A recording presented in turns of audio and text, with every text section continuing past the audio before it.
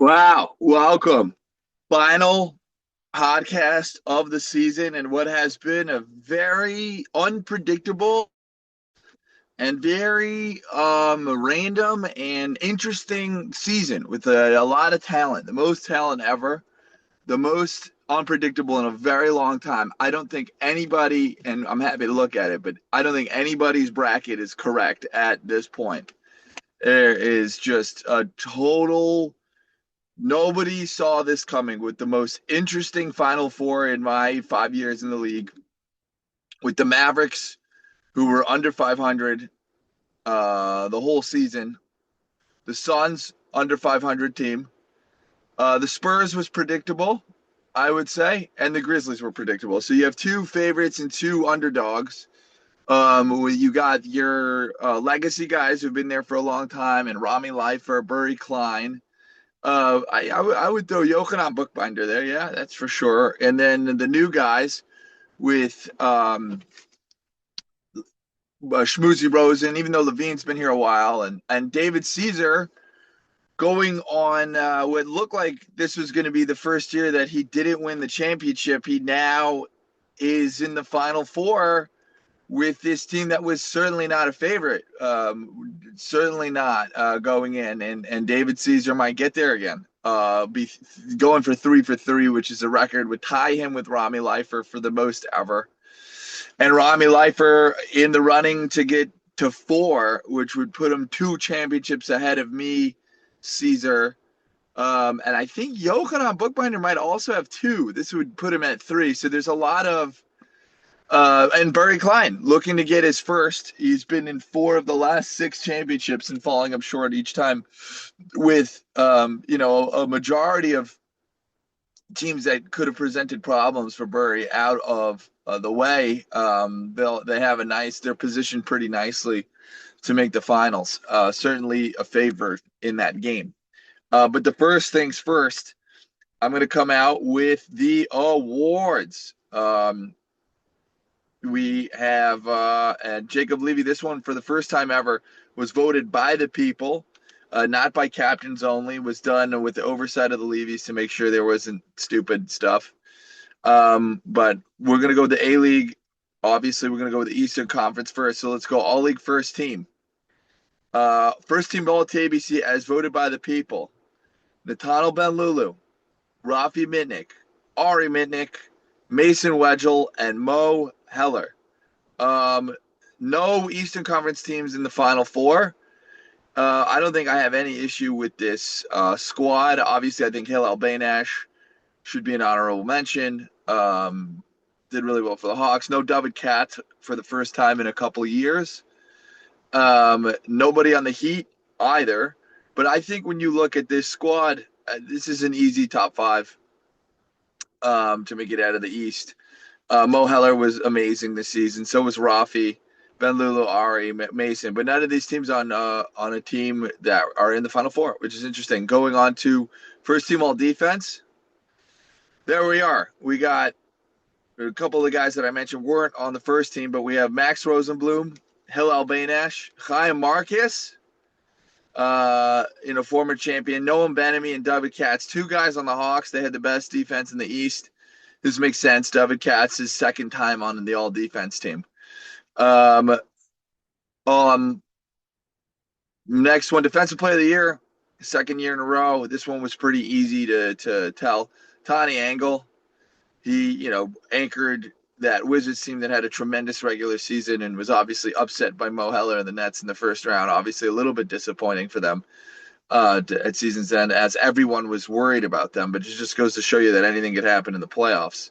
And the Glue Guy Award is another Wizards player. I mean, again, this is a regular season award, and they were by and large the best regular season team. I would imagine that they get a lot of regular season love. No Mizell's on that first team, but I thought he had a great year. Shout out to him. Oh, and here we go. Most improved player, Shlomo Mizell's. Went from a fourth round pick last season to the leader in 3-point percentage, the leading scorer on that team at, I think, 20 points a game. Anchor the offense. Kudos to him. He was a second round pick this season, and I think he solidified himself as a second rounder for years to come. He's not going to go anywhere. Most improved player. He played like a first rounder this year. Great job. Rookie of the year on the East. This is really a two-man race, in my opinion, between Ben Lulu and Baynash. I gave it to Ben Lulu. They voted Ben Lulu first team. He was the leading scorer. That team suffered the injury of Jake Dube. They had some injuries. They had some tough luck.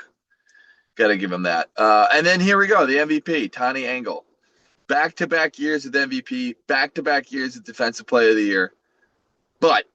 And back-to-back years with an undefeated regular season. But Mo Heller knocked them out in what I thought was going to be he was on pace for being 2 straight years of undefeatedness, and that was taken care of. Play of the year, or let's go look at it. Put back dunk by Schmoozy Rosen. Oh my goodness, he's playing tremendous in these playoffs, and we'll get to talking about Schmoozy. I mean, he's been really a lightning rod piece for them as they've figured out themselves. All right, East. Let's go to the West. Now let's go to first team All TABC.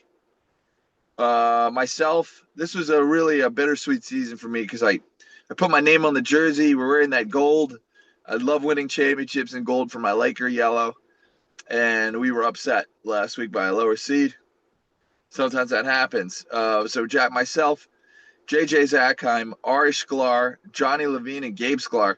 This was a really loaded Western Conference. There was a 4-way tie at 4, or a 3-way tie at 4-2. One team was 6-1. And the Jazz were good all season. They got upset at the final game of the year. JJ Zackheim, I probably could have put Judah Klein on this list, but he did miss 2 games, and JJ and Sklar. I mean, I have no issues with this list. Johnny Levine's still alive in the Final Four as his team upset the Pistons last week, and we'll get into it. No issues with this first team. Myself get second year for first team All TABC in a row. But yeah, good JJ. This is a really good 5. I'm not worried. All defensive first team. Dan Israel, much deserved. He's been an incredible defender for the Grizzlies, who are one of the best defensive teams. Sam Benheim, no complaints on here. For me, Itai Gottman, league leader in blocks. So he played tremendously this season, and I hope that he returns because I think once he got the flow of the game, he actually played really, really well. He's Yahoo Bernstein, my boy. I mean, it would have been lovely to be in the Final Four with him. He had a great season. He guarded all 5 positions throughout the year. He was an excellent defender and a much-deserved first team. And then I made defensive first team, I guess, for my ability to defend the rim, because I guess a knock on me is that I get kind of lazy, but shout out to the people for voting me. I appreciate it. A great defensive first team. Really good, which means we have some Reinhardts missing. Jack Reinhardt's a 4-time Defensive Player of the Year. Let's see when he gets it. There you go. 5 years, 5 Defensive Player of the Year awards for Jack Reinhardt. Unbelievable. He is a 5-time Defensive Player of the Year. He's Defensive Player of the Year every year. Wow, great year for Jack again. Obviously a little disappointing. He wants to be in the Final Four, but Defensive Player of the Year goes to Jack Reinhardt. Glue guy, Judah Klein, much deserved. His team was 0-2 when he joined, and they've been undefeated ever since. They're on a murderous pathway toward the finals. They've been winning games, and Judah Klein has been a huge part of it. Most improved player, Yoni Drazen, completely earned. He earned himself the 38th best player in the league in our top 50 awards player podcast, and he was on unknown going in. I think he'll get a lot of love moving forward. Yoni Drazen, most improved. At the MVP, much deserved, the best player on the best team in the West, Yoel Schreier. Very predictable that he would get MVP, and his team is in the Final Four, and right now the front runners to go run away with it. Gluga Rookie of the Year, interesting. So I thought this was between 2 first teamers, which is Gabe Sklar and Ari Sklar. But I guess the voters decided they wanted to put those guys in the first team, and Isaac Schiffman is the rookie of the year. Does not get a bid on the first team. I think if you don't win a game, you shouldn't get a bid on the first team. So Isaac Schiffman, rookie of the year of the West. Great year for Isaac Schiffman statistically, not necessarily records wise, but who am I to judge? All right, let's move on to that was your awards. A lot of fun. Congratulations. For second MVP for Tony Engel. Fifth defensive player of the year for Jack Reinhart. Rami Leifer, like a couple of snubs. Leifer not getting an all defense, I think, is a snub. But Dan Israel got it, so you're gonna give two guys on the same team. I guess they did that with us. Interesting. I guess the snubs on rookie of the year, maybe. You could have gone a lot of ways. Bay Nash. So this has been a wild one. So the leaderboard is David White's at 27 points. All right, let's see how many he's gotten wrong. Quite a few. He really nailed the West. He nailed the West pretty well. They took us out. That's why he's been on the lead. But I'm not sure that a lot of people would have predicted what they got. So my bracket's been terrible. Obviously don't know anything. But let's go to these review of the last games. Hey, we got Suns versus the Grizzlies, not the Warriors versus the Grizzlies. This is a super interesting game because these are two teams that play very similarly. The Grizzlies have been amazing all year. They have a perfectly well-rounded team with John Fuhrer. John Fuhrer is back with Rami Leifer, who's maybe the best defender in the league. Dan Israel, maybe another guy who could be the best defender in the league. John Fuhrer, all first defense last year. Ike Prazer has length. He's good. And Yoel Schreier. They only lost one game this year. That was to us. And that was against a player with a really good back to the basket game, which nobody except for Judah Klein left has a great back to the basket game. But they're coming up against this Suns team, and I'll tell you about the Suns team and how they beat us. Very polished, very collected, so they're not going to yell at the refs or get on the bad side of the refs, so they'll get calls. Their starting five consists of 6'3" in bookbinders, 6'5" in other bookbinders, 6'4" in Gartenberg, 6 foot in Sudworth, and then Ori Schwartz is probably 5'10". But Sudworth and Ori are both big guys. So they have a lot of size, length, and strength. And then Siegel comes off the bench at 6'1". So they're really tall and long across the board, and they can match up with the Grizzlies' size and length. They also have Johanan Bookbinder, who's won a couple of championships in this league. Gartenberg has won a championship in the JBA this summer. Ori Schwartz has made the finals. Former top 4 pick, obviously a little older, but he has a lot of know-how, a lot of veteranness. He's been a guy who's been in this league for a long time and has been a top pick for a long time that now is older. You always want that. You want as your role guy someone who was a superstar that is a little bit older, but now understands like the skill is there, the IQ is there, just not the explosiveness. That's a perfect role guy because they're not going to get flustered. They're going to have a lot of know-how. They're going to have a lot of been there, done that. Great role guy for this team to have. And they have the reigning MVP, the former MVP, last year's MVP in Ellie Sudworth. And a lot has been said about, hey, this guy is not the same player he was last year. He took a step back. And by the way, for the regular season, you could argue that. But for the playoffs, he's been on a heater. He's been on another level. I mean, if you take a look, they beat the Raptors. They should have won. But they beat the Heat. Very few teams had them favored. Then they beat us. Very few teams had them favored. And he was a big part of that. In our game, the game was very back and forth. It was a 1-point game at halftime or a 4-point game at halftime and then 2, 3. And it really came down to who between me and him were going to have that 6 to 5 minutes to 6 minute stretch of taking over the game where he goes 6 straight, 8 straight. And the answer was him. He had a stretch of like 5 minutes. He had 8 points. He had a 3, a couple of layups. That was a separating difference because it was really hard to score. It was a very slow scoring game, which is what the Suns wanted. in our game versus the Grizz in the week before against the Cavs. I was the guy who did that against David Katz and Pacey. I had that stretch, right? 10 straight. And that was it, right? You need your superstars to do it. That's the point of having a superstar. And they have one. And they have really good role guys. Benjamin Bookbinder as a number two option, really good. And you have these other guys in Yochanan and Gartenberg and or Schwartz. David White does his job. Jeremy Siegel, they have locked in. He could shoot. They really have him locked. They're going to be really tough, and they have a lot of length, so they can match the length of the other team. This game, I think, is going to come down to Ellie Sudwards, in my opinion. If the Grizzlies prevent him from going off on a stretch, they will win the game. If Sudwards goes off, I think the Suns will win. I think that Gartenberg is a good guy to guard Schreier. That's a good match. Like he'll do a decent job.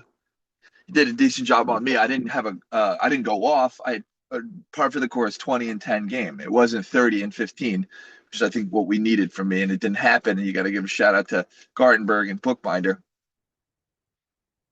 I think the Suns are going to need to keep the Grizzlies from getting in transition because they're near impossible when Dan Israel and Pariser and Fuhrer are getting downhill and getting in transition. If the Suns could stop that and hold the transition, they do have the best player on the court in Ellie Sudwards. Now, on the flip side, I think the Grizzlies have a more well-rounded five with the shooting. The Suns really have a good five. It's a really fun matchup, honestly. This is as good as it gets. I do think that the winner of this game will win the championship because I think both teams are bigger and more versatile than the team on the other side. It's just about willpower. The teams on the other side have a tremendous amount of willpower, and we'll get into it. But I'm going to pick the Suns in this game, and the reason is I think they had the best. I think they're pretty well matched in terms of the role guys. Maybe the Grizzlies a little bit more skilled, but like the Bookbinders have a lot of IQ and experience. It's not like it's a huge big difference. But they have Ellie Sudwards, and I think if he goes off and he plays the way he's been playing in this playoff run, they'll win. So I'm going to pick them out of this game. The Grizzlies have to contain Sudwards. They have to rebound. And if they do those two things, they'll win. The Suns get a ton of offensive rebounds with all of the length. If you realize that Yochanan Bookbinder is their, shoot small forward, he's about 6'3". He's the size of most teams' centers, right? Gartenberg 6'4". Benjamin is 6'5". That front line is super tall. And by the way, Ellie Sudwards is a very good rebounder as well. He could play the point or play the power forward. Like he's so strong and leaping, and he can get rebounds. So that's a really good rebounding core. And rebounding is such an important part of the game, especially in this league where you're playing amateur ball, where the shooting isn't on the level of professionals. So the percentages are lower, which means there's more rebounds, which means winning the boards wins the games. You got to be able to rebound, and this is the best rebounding team. So they got to keep the Suns off the glass, and they got to contain Ellie Sudwards. If they can do both those things, they'll be okay. If they don't, they won't. They'll lose. But I'm going to pick the Suns because I like picking the team with the best player. This is one that nobody had here. We got Spurs versus the Mavericks, and I'm just reminding that I didn't have either team, which was dumb because I don't know. It's just so unpredictable. I'll start with the Spurs. Burry Klein has his team aligned and on a warpath as usual. They got a really lucky bounce with matchups, other than having to face the Hawks without Judah, without Tarzik, and that was a tough one, but they pulled that one off. And then the Wizards got eliminated, and they did a great job defending against Mo Heller, making sure that his shots were difficult, and he took difficult shots, and he didn't make them. And the Spurs took care of business. And now they're playing a team that they beat by like 25 in the regular season. Well, Levine's weren't there, but they did win that game. And they present a myriad of mismatch problems for the Mavericks. They're bigger, they're stronger, they're more well-rounded, and they have more vets.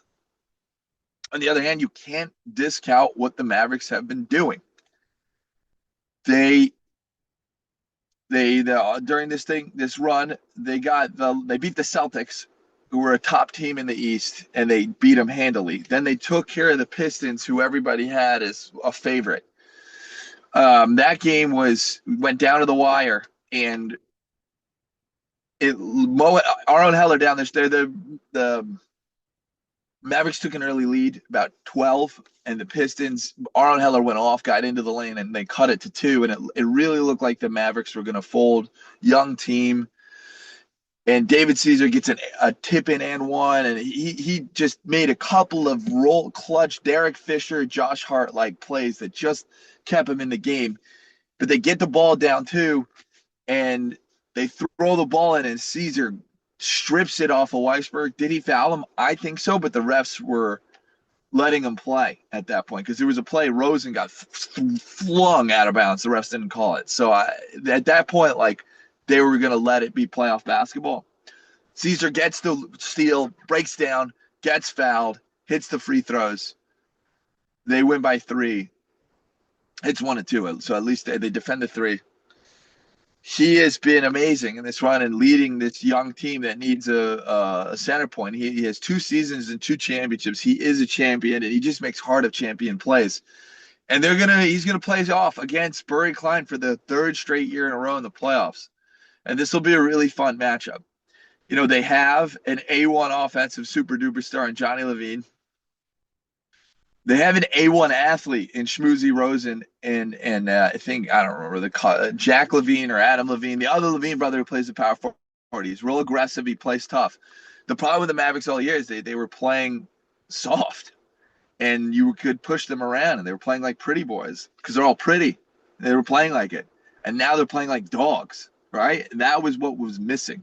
Like, their run, they've had to face the most physical teams in the league on this run. The Celtics with Rafi Mitnick and the Chesners and Joe Klein. That's physical.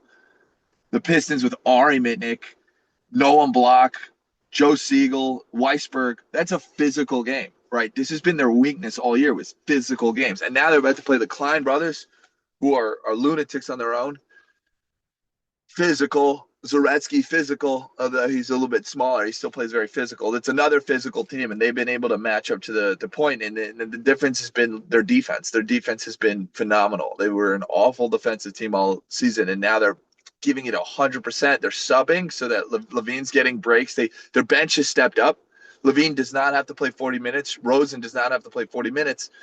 And that's been helpful to allow those guys to get a rest, get a breather, and come in and actually play as hard as they can for these stretches because they have a requisite bench that could handle when those guys go out.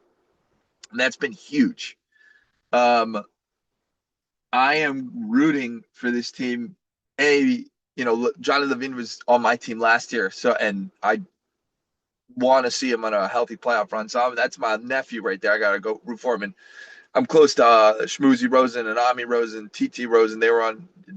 It's a good family friend right there for me. So I'm and obviously Burry Klein's my arch nemesis. So I gotta root for the Mavericks in this game.